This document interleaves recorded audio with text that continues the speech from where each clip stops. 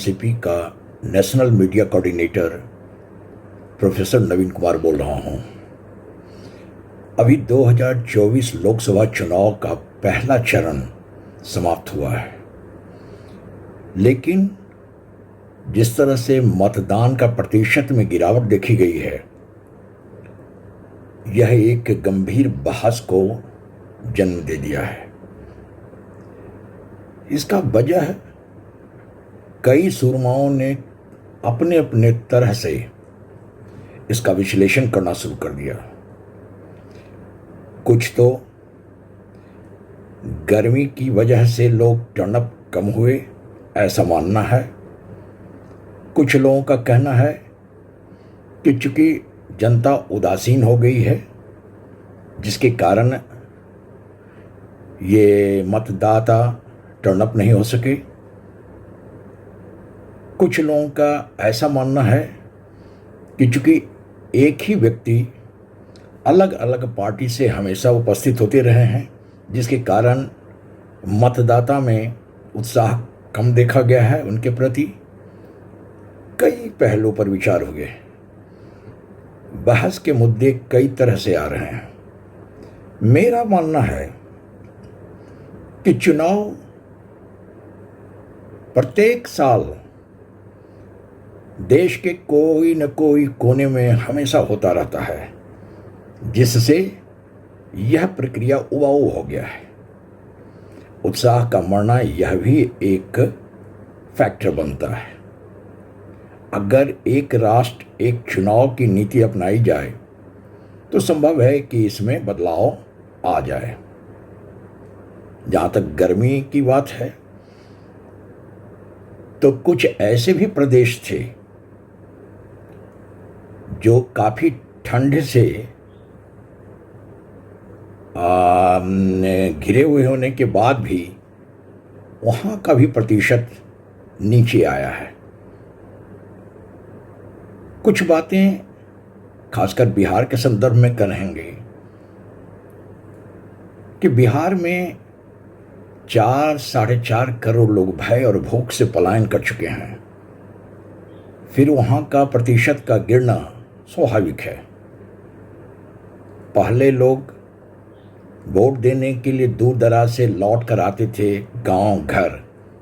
अब तो कई कई बरसों तक वो गांव से लापता रहते हैं।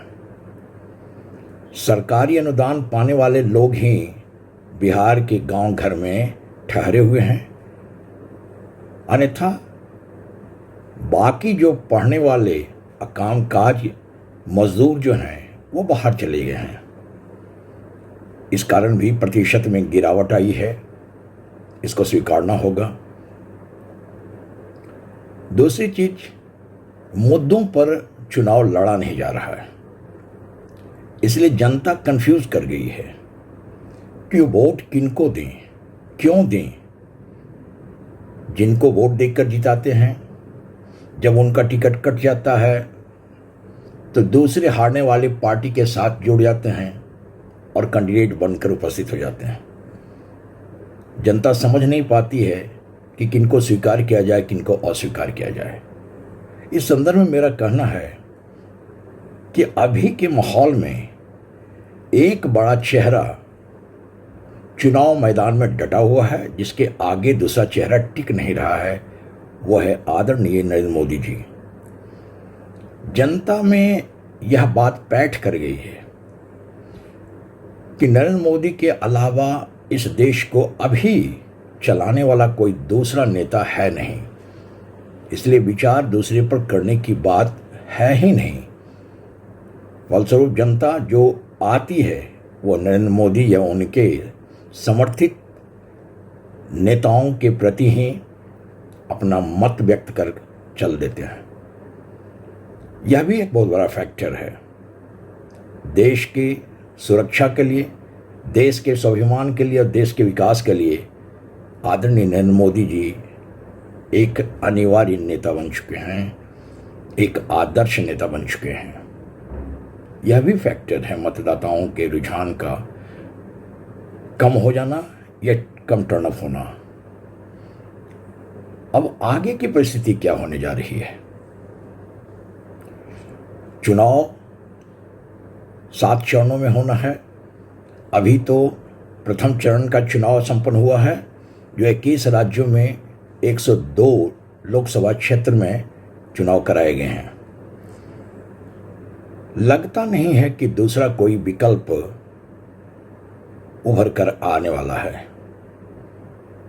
हर तरफ से जो आवाजें आ रही है, चाहे जनता के द्वारा, चाहे पत्रकारों के द्वारा, वो सब एक ही व्यक्ति की तरफ इशारा कर रहा है। और आगे 6 चरण के चुनाव होने हैं। उम्मीद करते हैं कि इन 6 चरणों में भी उस व्यक्ति का प्रभाव रहेगा और कम विशेष इसी तरह की मतदाताओं का टर्नअप रूप देखने को मिलेगा। धन्यवाद।